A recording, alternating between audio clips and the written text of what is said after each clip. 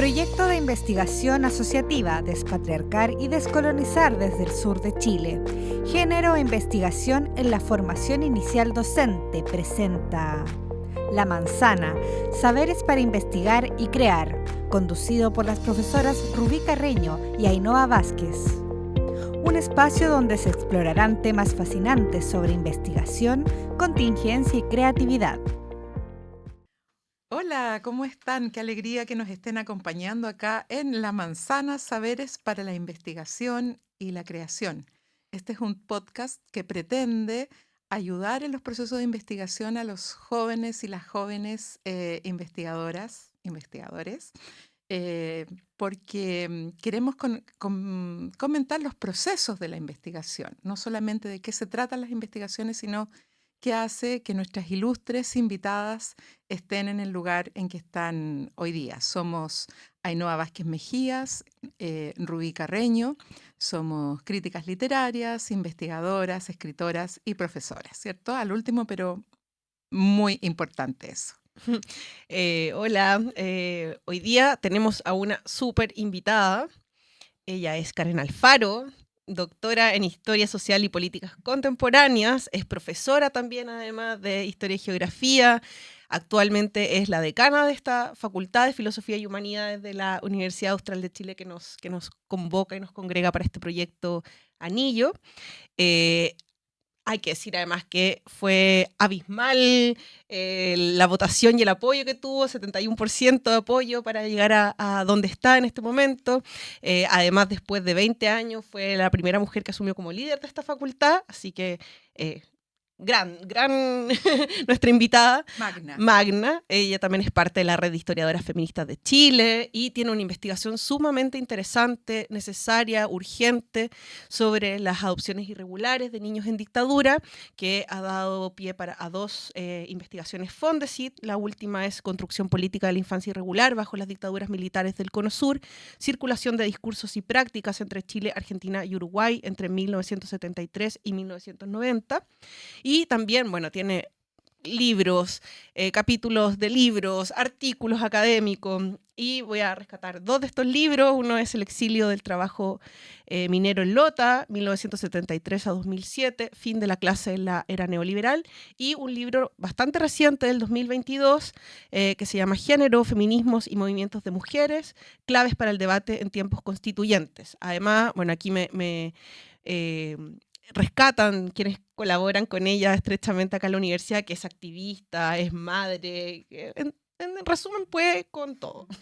Sí, así muy nos felices. dijeron. Y también quería yo agregar y expresar una valoración, porque también es una persona que no se restó de la situación compleja que está viviendo la Universidad Austral. Podría haber echado un pie atrás y sin embargo enfrentó difíciles momentos con gran fuerza, inteligencia y cariño por la universidad. Entonces, para mí es muy importante que esto quede grabado, que sea reconocido, que quede en la memoria de esta universidad el gran valor de nuestra decana. Te admiramos mucho, así Sí. que estamos felices de que estés con nosotras y te agradecemos mucho. Hoy muchas gracias por la presentación y por la invitación, me emociona mucho y muy grato de venir a compartir con ustedes la trayectoria de investigación y también saludar a quienes nos escuchan. Muchas gracias. Y queríamos preguntarte, bueno, como especialista en género vas a entender rápidamente la pregunta porque, bueno, este programa se llama La Manzana, primero por hacer honor al territorio que nos acoge, que es la Universidad Austral y Valdivia, y que aquí La Manzana es muy importante, ¿cierto? En Punucapa le contamos a las personas que nos escuchan que se hace chicha, ¿cierto? Después otras comunidades hacen Kuchen, ¿cierto? Tiene mucha versatilidad, como el trabajo que también hacen nuestras entrevistadas. Pero también tiene esta cosa como bíblica de que manzana dulce fue la que le dio a Eva a Adán, fue una desobediente Eva y por eso accedió al saber. Y entonces te queríamos preguntar, Karen, si tú has sido desobediente en tu carrera, si para estar acá como decana, como una enorme investigadora que eres, autora, ¿cierto? Profesora, líder de tesis, ¿has hecho algunas desobediencias o algunos desacatos de género o de lo que se esperaba de ti o de ti misma, no sé. ¿Qué podrías decir? ¿No has sido desobediente o obediente? Yo creo que sí, he sido bien desobediente en mi trayectoria, yo creo que educacional, y también como investigadora. La trayectoria educacional, porque yo estudié en un liceo técnico, y en general mi familia esperaba que yo trabajara prontamente una vez que egresara del liceo, y decidí dar la prueba de aptitud en ese tiempo, estudiar en la universidad, y trabajar también para poder financiar los estudios. Entonces yo creo que eso es como mi primera desobediencia, Ujú, por cuestiones de contexto, de orígenes de clase, como que no tendría que quizás, sobre todo cuando era más complejo ingresar a la ujú, universidad, haber ingresado. Entonces yo creo que esa fue una importante decisión de transgredir aquello que estaba un poco como predestinado, ujú. lo que era mi trayectoria educacional o de vida o laboral. Y estudiar en la universidad fue también muy importante para poder pensar desde ahí con compañeras, compañeros, el rol de la historia, elegir también la historia es parte también de esa desobediencia. Ujú. Y luego también yo creo que en el propio gremio de historiadores o historiadoras, dedicarse a la historia de las mujeres, desde un enfoque de género, desde el feminismo, es permanentemente una transgresión del canon historiográfico, de las comunidades más tradicionales. Entonces, sí. Y luego ya de inmiscuirme en el ámbito como de la política universitaria, también es parte, digamos, de esa desobediencia. Ujú. De acuerdo a lo que tradicionalmente se concibe, ¿cierto? La política universitaria, desde liderazgo más clásico, masculino. em, Así que ha sido parte, digamos, en síntesis de cómo concibo una desobediencia al orden tradicional, patriarcal, ¿cierto? En las instituciones, en la educación, y también en la sociedad. O sea, es difícil también, bueno, soy madre soltera, como clásicamente, ¿cierto? Se denomina, o sea, hago una Ujú, crianza sola, o sea, nunca sola, porque sabemos que las crianzas ujú, también de madres que ujú, sostenemos el hogar siempre es colectivo con otras mujeres, con apoyo de otras mujeres. Y también, pues, como continuar una carrera académica, teniendo esa responsabilidad importante en la crianza, yo creo que es también acto de desobediencia, de tener un tiempo compartido con la crianza, con la vida privada, ¿cierto? Tratar de conciliar estos ámbitos también es parte de eso que hacen muchas mujeres también en la academia.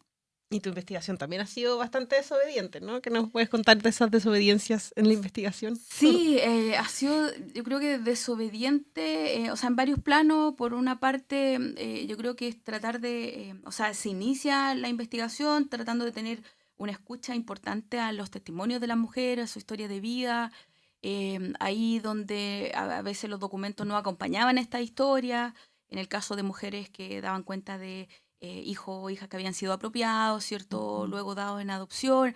Y en muchos casos ella no contaba ni siquiera con él el documento de ujú, registro civil o del documento del parto, y haberla escuchado cuando en historia siempre nos dice, no, mira, si no hay fuente no hay historia, desobedecer Claro. a eso. Y no es porque no existieran fuentes, sino que el testimonio de estas mujeres era ujú. la principal fuente, y luego fueron apareciendo los documentos y otros. Pero yo creo que también esa trayectoria de investigación ha sido como parte de tener una escucha que es una escucha feminista, o sea, Ujú. de tener, de creer, ¿cierto?, en la veracidad del testimonio de las mujeres, de poder hilar o tejer, en este caso, la escritura de la historia desde otras texturas, desde otros tipos de testimonio. También ha sido como parte de ese proceso, sí. Súper. Y queríamos preguntarte, ¿a quién crees tú que ha beneficiado esos desacatos? Yo creo que, bueno, en el caso de las trayectorias educacionales a las mujeres, es siempre como un beneficio, yo creo que colectivo, no solamente personal, a mi familia, a otras mujeres. Yo siempre cuento esto un poco de la trayectoria educativa como para inspirar, Ujú, a las estudiantes, a otras colegas, Ujú. y encontrarnos juntos en este camino con otras compañeras, como la red de historiadoras feministas, un Ujú. poco se conforma a partir de trayectorias de colegas que han sido desobedientes también a sus propios contextos.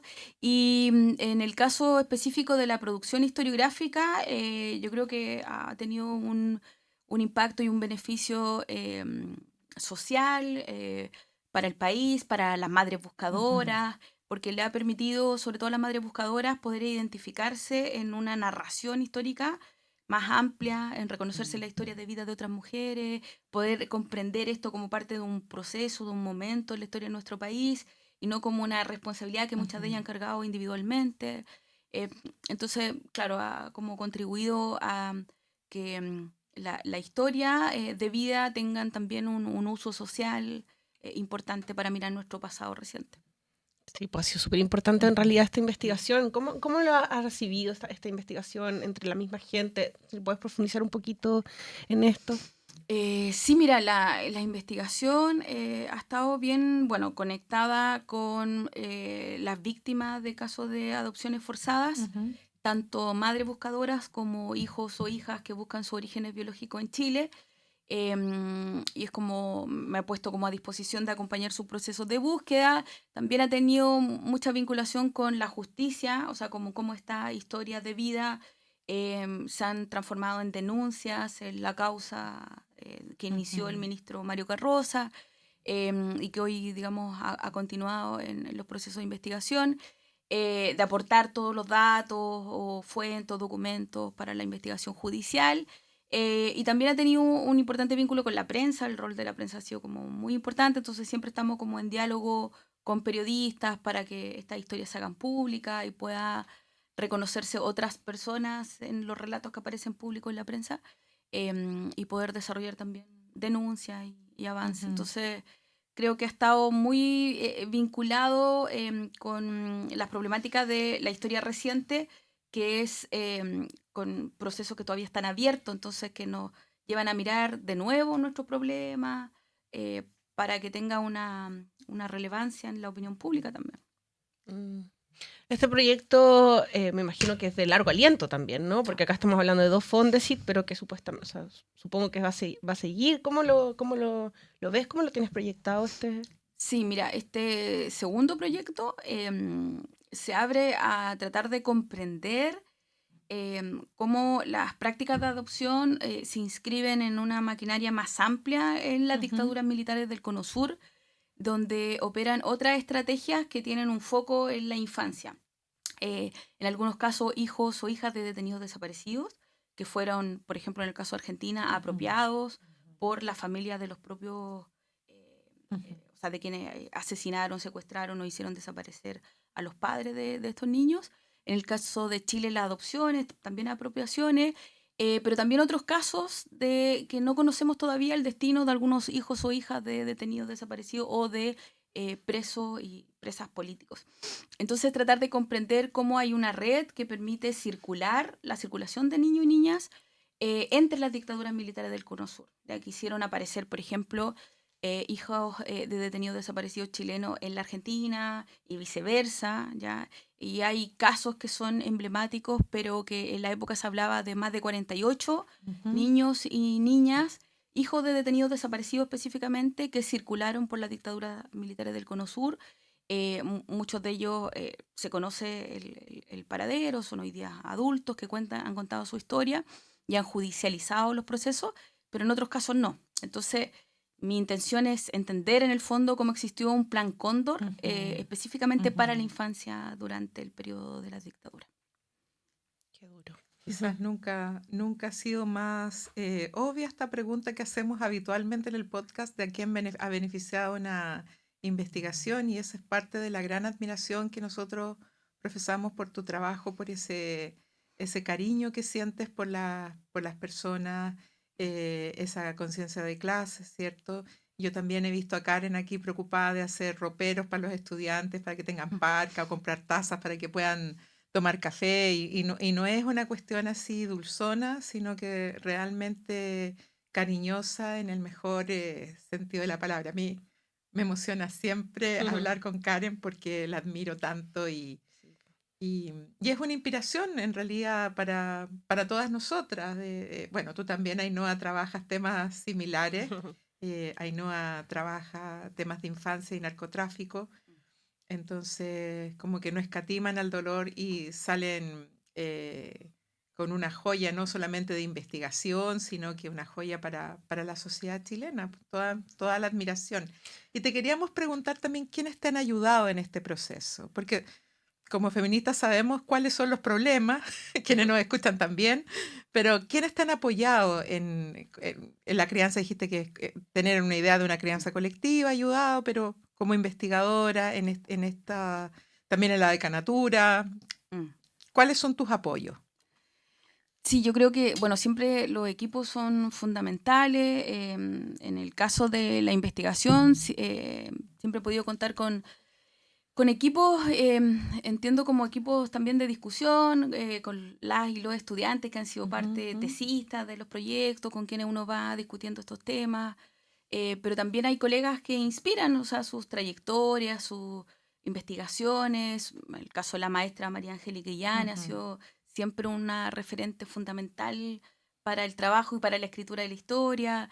En este Fondecí en particular también el equipo está conformado por Anita López, colega historiadora, Soledad Rojas, que es antropóloga, también María Angélica Illane es parte de este equipo, Kimberly Seguel, que también colabora en el apoyo de trabajo de archivo fundamentalmente, y también tesistas son parte de este grupo y que, digamos, se produce un diálogo muy, muy rico, muy interesante, con perspectivas que son complementarias, así que eso es genial. Y en la gestión, bueno, nada de lo que he podido hacer o las decisiones que hemos tomado ha sido sin el equipo de la decanatura, que es fundamental. También sin el apoyo de la y los funcionarios. O sea, el equipo es maravilloso, la y los colegas. Ha sido muy, muy, muy rico porque a pesar, como tú decías, de un contexto súper complejo institucional, inspira todos los días poder decir, oye, mira, cuento con este equipo que es maravilloso, que es comprometido, que nos damos ánimo conjuntamente, que pensamos lo mejor para la facultad. Eso ha sido... o sea, nada sería posible si no nos sostenemos como colectivamente. Gracias. Yo quería una cosita a ¿Sí? rescatar antes de que... Por supuesto. No, que me parece súper importante también de tu investigación, el tema que siempre hay una pregunta común que tenemos principalmente de las estudiantes, es cómo se investiga con perspectiva de género, ¿no? Y creo que lo que tú haces es un ejemplo de cómo se investiga con perspectiva de género en el sentido de la empatía, de ver al otro, a la otra, no como un objeto de estudio, sino que como sujetos con las que tienes que interactuar y que tienes que ponerte en el lugar del otro. Creo que es un gran ejemplo de tu investigación desde la perspectiva de género. Entonces, eso quería rescatar. Sí, es desafiante en términos o sea, de permanentemente interrogarte, o sea, no solamente como esta escucha social distinta, sino también de las cosas que tú puedes hacer, por ejemplo, en materia de justicia para las mujeres o para las madres buscadoras, que es como con quien yo me he conectado muchísimo. Y es mucha impotencia cuando ves muchas de ellas de avanzada edad, que algunas han fallecido sin encontrar a su hijo. Bien complejo. Entonces, es desafiante en términos de cómo el compromiso feminista en la investigación a veces también es parte de reconocer las limitantes que tenemos profesionales, por ejemplo, y donde a veces se requieren otro apoyo, y cómo uno puede ser más bien una red para que esos apoyos se puedan gestionar. Por ejemplo, el apoyo psicológico para alguna madre, el apoyo jurídico. Yo creo que eso hay que a veces como decir, pucha, no está en mí poder generar o gestionar, pero sí puedo establecer redes para esos otros apoyos. Sí, pues esa red es fundamental. Sí, y te quería preguntar dos cosas en relación, tú hablas cómo escribir la historia, o sea, estamos en un momento muy tecnocrático en relación a la escritura de las investigaciones y por eso hicimos el podcast, porque es una manera también de decirle a quienes nos escuchan no se entrampen, ¿cierto? Que se puede seguir adelante. Entonces quería preguntarte un poco eso y también de lo que te escucho veo como un gran amor por la verdad, que se sepa la verdad y eso va a posibilitar todos los encuentros, porque mientras esto esté en el terreno de las ficciones, nosotros nos dedicamos a eso, pero siempre con otra perspectiva, que exista algo verdadero en el fondo, ¿cierto? Independiente de cómo se cuenta. Entonces, preguntarte eso, ¿cómo lidias con la escritura? Y este quizás es un concepto muy anticuado, y sobre todo de humanidades, pero ¿qué papel tiene la verdad para ti? Sí, bueno, el objetivo de la escritura de la historia es tratar de construir algo que llamamos como la verdad histórica, ¿cierto? Que no necesariamente coincide con la verdad jurídica, por ejemplo. Y en los casos que yo investigo, mucho de esto se tensiona. O sea, como por una parte, por ejemplo, a esta madre, a través de mecanismos burocráticos, jurídicos, le arrebataron sus hijos, pero no todo lo que está contenido en esos documentos es la verdad sobre su historia y que sus testimonios son verdaderos y portadores de una historicidad que tiene una verdad histórica. Entonces, en esto es como tratar de reconstruir esas otras verdades, ¿cierto? O esa verdad de aquellos que incluso la justicia le ha sido esquiva. Entonces sí, es un objetivo fundamental poder construir la verdad histórica sobre ciertos procesos que aparecen como oculto, opaco, ¿cierto? Dentro de la historia oficial. Es una aspiración importante. Y también yo creo tratar de visibilizar quiénes son los responsables de estos actos. O sea, a veces me paso las noches en vela leyendo los documentos, tratando de cruzar fuentes y decir, bueno, ¿quién estaba ahí? ¿Quién eran estos nombres? O sea, eso me ocupa gran parte de los días y de las noches, tratar de identificar responsables, porque claro, en términos judiciales, quizá muchos de estos casos estaban prescritos o muchos de los responsables ya fallecieron, pero la verdad histórica o la justicia histórica es relevante para las futuras generaciones, o sea, que se sepa las responsabilidades de quienes cometieron ciertos actos. Y eso es fundamental. La otra pregunta era la verdad y la otra era sobre... La escritura de la La escritura de la verdad, sí. Bueno, una cuestión, digamos, que es clave dentro de no solamente la enseñanza y la escritura de la historia, es la empatía histórica. Ponerse en el lugar de los otros, de las otras que habitaron el pasado.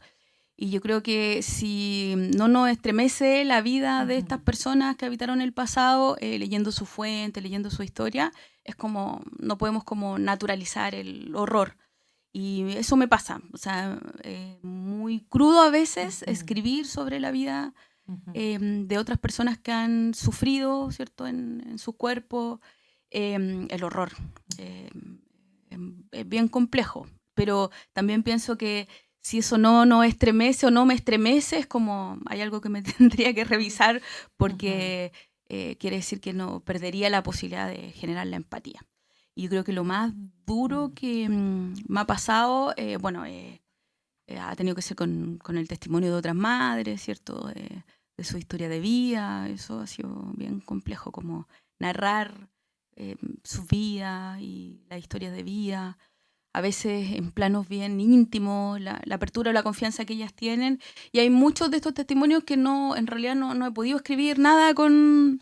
O sea, no he escrito, a pesar de tener sus sentimientos, nada con fines académicos respecto a eso.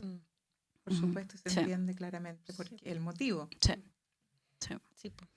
No, es impresionante todo lo que haces. Yo te quiero preguntar también ahora, llevarte un poco al terreno de profesora e investigadora. ¿Cómo abordas tú la investigación también con los estudiantes? O sea, y con los y las estudiantes. ¿Qué consejos les darías también en este camino que muchas y muchos están empezando? Sí, yo creo que, o sea, soy profe del primer año en Introducción a la Historia y luego ya los seminarios de investigación. Y desde Introducción a la Historia, nosotros, y como un sello que tiene la carrera también, es como tratar de conectar tu propia historicidad con los problemas que uno investiga. O sea, uno no es casual, en el fondo, que uno llegue a ciertos problemas de investigación, porque tiene que ver con trayectoria de vida, uno mira la realidad social desde su origen o desde cómo la vida, las trayectorias, ¿cierto?, han contribuido a esa perspectiva. Y eso como lo desarrollamos desde primer año hasta luego, que yo conecto muchísimo enseñar a investigar con cómo yo investigo, con los problemas, con las inquietudes de los estudiantes. En el fondo también investigar en historia, como ser profesor o profesora, es un oficio, entonces se enseña experimentando, ¿cierto? Se enseña haciendo, trabajando con fuentes, problematizando ciertas perspectivas o ciertos presupuestos o prejuicios que existen, y generando estas habilidades por la empatía histórica, enseñar a pensar históricamente. Eso es como clave, como desprejuiciarse un poco del presente o del contexto actual para mirar el pasado, acercarse más desprejuiciadamente a esas voces de otro tiempo que el pasado. Maravilloso, maravilloso trabajo. Qué suerte tienen tus estudiantes. Sí, qué Nosotros suerte también. tengo yo también, porque o sea, me apasiona tanto investigar como enseñar, y uno aprende muchísimo de los estudiantes y de las generaciones, cómo van cambiando. Sí, mucha Y en suerte. relación a los prejuicios que tú dices, a mí lo que me conmociona de esta investigación, aparte de todo lo que se ha dicho, es que produce una especie de liberación hacia esas mujeres, porque desde el patriarcado las madres son el lugar de la acusación, la mala madre, ¿cierto? A todos nos han dicho así o nos hemos sentido así en algún momento, y esto, como esta separación, poder restituir lo que efectivamente sucedió. Pienso que, por supuesto, que ojalá se reencuentren, pero ya el hecho de, es como lo que cantaban las tesis siguiendo lo de Rita Segato, o sea, la culpa no era tuya, como la inocencia respecto de a un montón de mujeres populares que no fueron victimarias, sino que víctimas. Y no siempre cuando uno ha sido víctima de violencia esta verdad está tan clara. Uno duda, debería haberlo visto, debería haber hecho esto. Y en el fondo lo que muestra tu trabajo es que es una maquinaria internacional. ¿Qué podría hacer una ante esa violencia? Sí, sí, Entonces eso. encuentro que es un trabajo muy, muy valioso también en ese punto. ¿Lo has escuchado de ella? Sí, de ella individualmente y de las agrupaciones. Yo trabajo muchísimo con las agrupaciones, y me pasaba que me han invitado a participar hacen un congreso anual, y desde los primeros congresos ahí sentía como muchas de ellas decían, hoy gracias, porque ahora puedo comprender que lo que me pasó a mí no fue que yo me levanté ese día en el hospital y fui al baño y dejé a mi guagua, sino que era algo que le ocurrió a otras madres, y esa como tratar de poner esta historia de vida como en una comprensión, en una trama más amplia, más compleja, ha sido liberador, sí.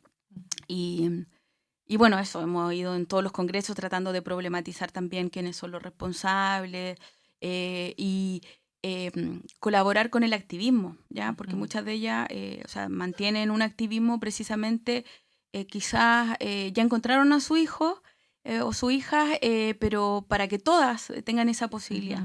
Y eso, como conformar un grupo, un sujeto más colectivo, ha sido muy interesante como ese proceso.